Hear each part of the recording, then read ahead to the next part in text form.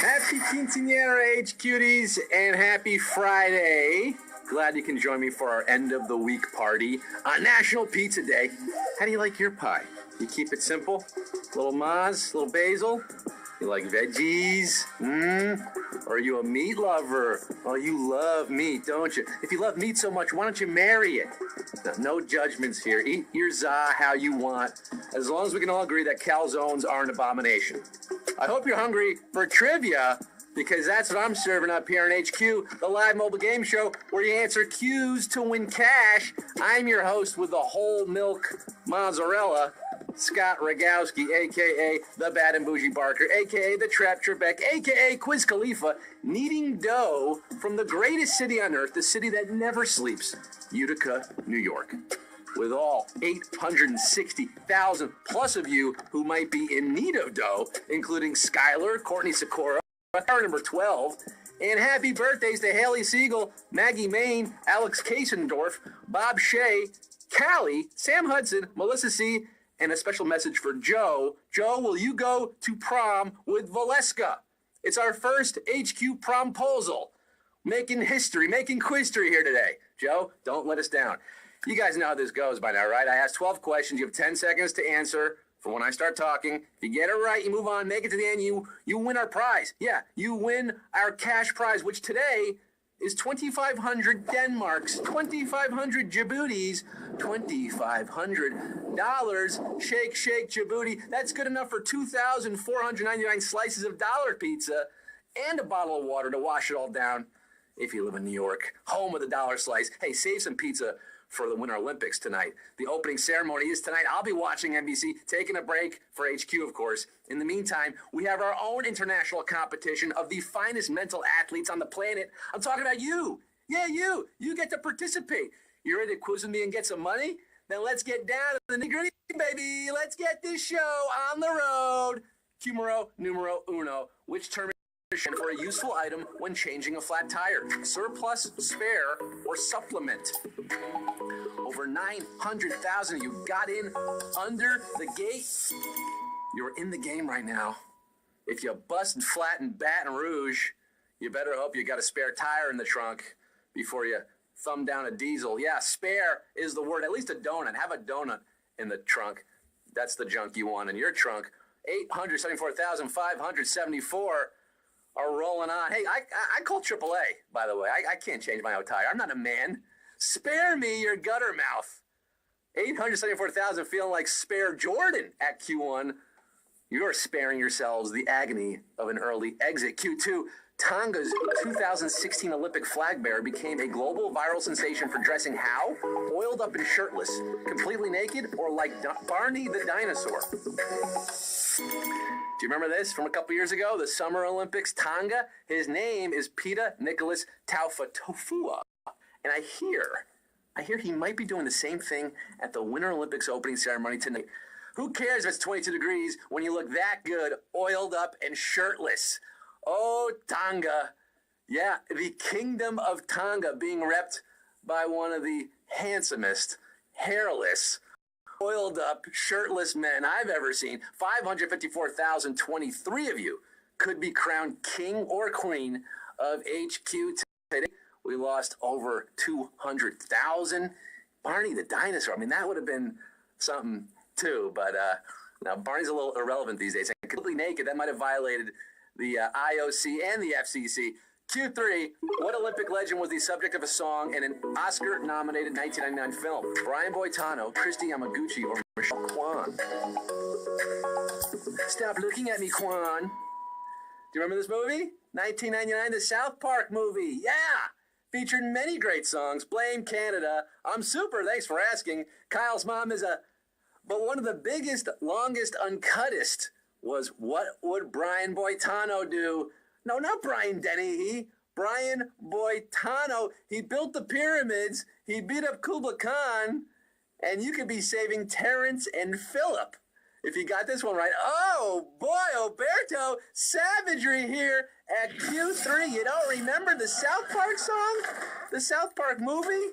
What would Brian Boitano do? I thought it all day. I mean, this is the time of year to be humming this song. 149,838 of you got it right. Let's see this in action. Play it again, Stan. What would Prime Boy Tano do? He'd make a plan and he'd follow through. That's what Prime Boy Tano do. What would Prime Boy Tano Brian do? Boitano would play. He might even. And guess what? Tonight, if you come back with us tonight, 9 o'clock Eastern time, we're going to have a special, genuine, bona fide Olympian, yes, a medalist, a gold medalist here on the show. So come back. Q4. Which of these items? Oval scale, habanero, typhoon, or emerald? Oh my gosh, we had Bert from Sesame Street a couple weeks ago, and now we have a real-life human being co-hosting tonight.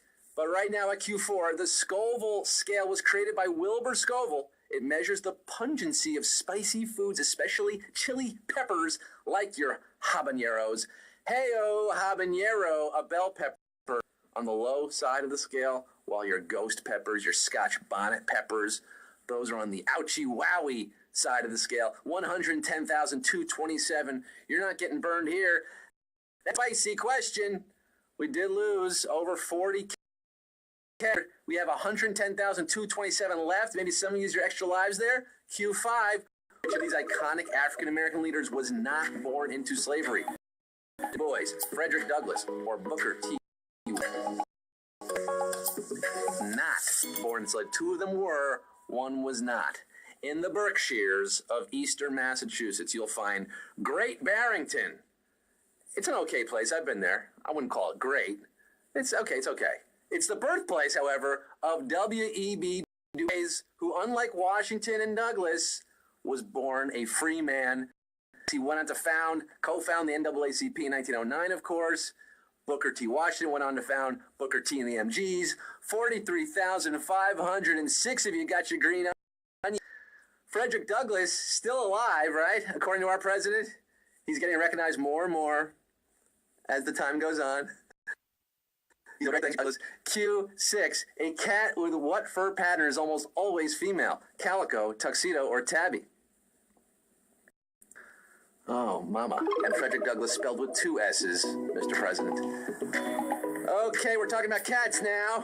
Calico, tuxedo, or tabby, the multicolored fur pattern of a calico is tied to the female X chromosome. X marks the spot. For a male cat to be a calico, he has to have an extra X along with the Y and the X. 30,995. You keep a track of the X, Y's there? Yeah, the odds of a male calico are itty kitty small. And those wow, 30,995, purring to Q7. Which nation does not have a 2-word capital city? Brunei, Ethiopia, or Malaysia?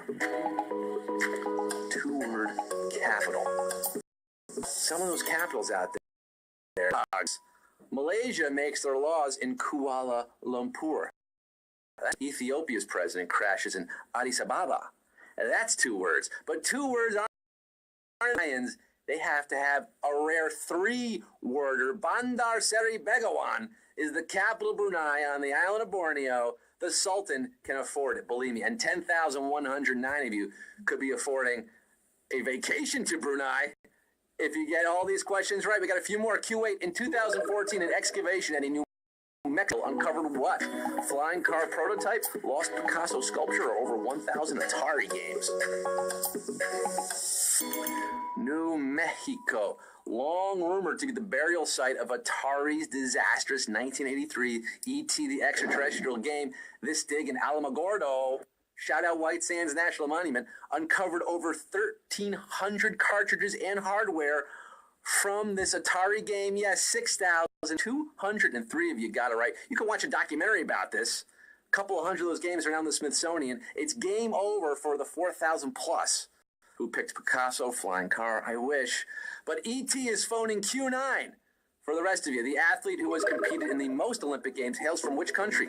Canada, Finland, or Japan? Down to 6,203. We had nearly 1 million start the game on this Friday afternoon. Americans might have Captain America, but Ian Millar is known as Captain Canada. Now you can blame Canada. He's competed in 10 different Olympics as an equestrian, 2012 in London was his last Olympic. 65 and 1866. Got it right on another savage question here at Q9. Heyo!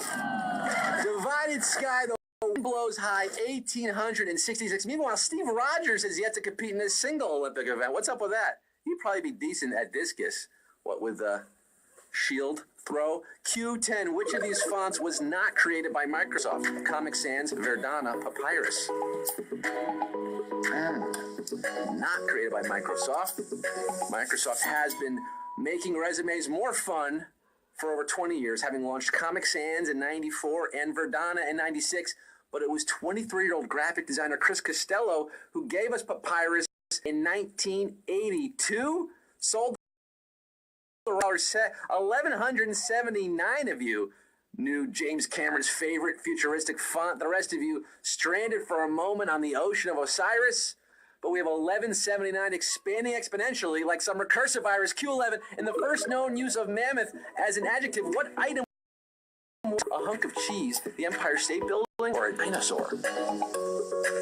Mammoth. This is a mammoth penultimate question here. You got to answer this one and one more to win that cash. Gifted to President Thomas Jefferson, the town of Cheshire, Massachusetts. The 1,234-pound mammoth wheel of cheese took 3 weeks to get to D.C. It sat in the White House for 2 years. 347, you got it right. On another savage question, surviving the savagery. Oh, Macho Man Savage, dropping that flying elbow. 347, still in the ring. Oh, boy, Alberto, the cheese stands alone, and so do 347 of you HQDs here as you enter the octagon for the final round. Q12. This is it, folks. It all boils down to this. 347 players, $2,500. You could buy back the rights to Papyrus. You could buy a giant wheel of cheese with that money. Whatever you want. You got to get this one right. Q12. Which of these countries has a lower gross domestic product than any U.S. state? Ecuador, Uzbekistan, or Iceland? Gross domestic product, GDP. You down with GDP? Yeah, you know me. The total U.S. GDP is around $18 trillion. To give you some perspective. Yeah, we've been trill. This country comes in around $20 billion. There's a big difference between the T and the B there. That's lower than the lowest state GDP, which is Vermont, the Green Mountain State. Who'd have thunk a nation that can shark meat a delicacy could be less profitable than Ben and Jerry's? It's Iceland. Iceland's your answer, and we got 78 winners, baby!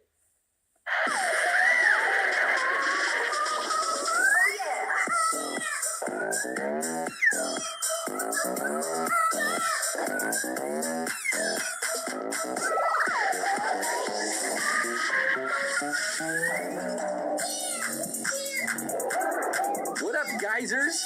What up, volcanoes? What up, fjords? What up, Iceland? It's Iceland, and we have 78 winners. We have 50 winners. Well, I'm seeing 50 winners now. 50? A 5-0?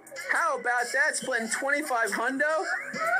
So that's a lot of money for all you guys. EEE, the cosmic jester, $32.05. Is that how the math breaks down? I'm not great at math. T. Floyd 15, Architect, Sam Schulte, Sanders, Eggy Man, Aesop, and your fables. You're getting $32. And Unfasten. You better open up your piggy bank there. Put the money in. You won it. It's yours. You did it. Yay. Come back tonight, 9 p.m. Eastern. Like I said, special guest, Olympic guest joining me tonight, 9 p.m. Eastern. You're not going to want to miss that one. The kickoff to the Winter Olympics. Opening ceremony is happening. We're celebrating. We're in the mood. I'm in the mood. I can't wait. I'm Scott Rogowski. Thanks for playing today. I'm signing off for now saying, people, you're forgetting what the Olympics are all about. Giving out medals of beautiful gold, so silver, and shameful bronze. Bye! Woo!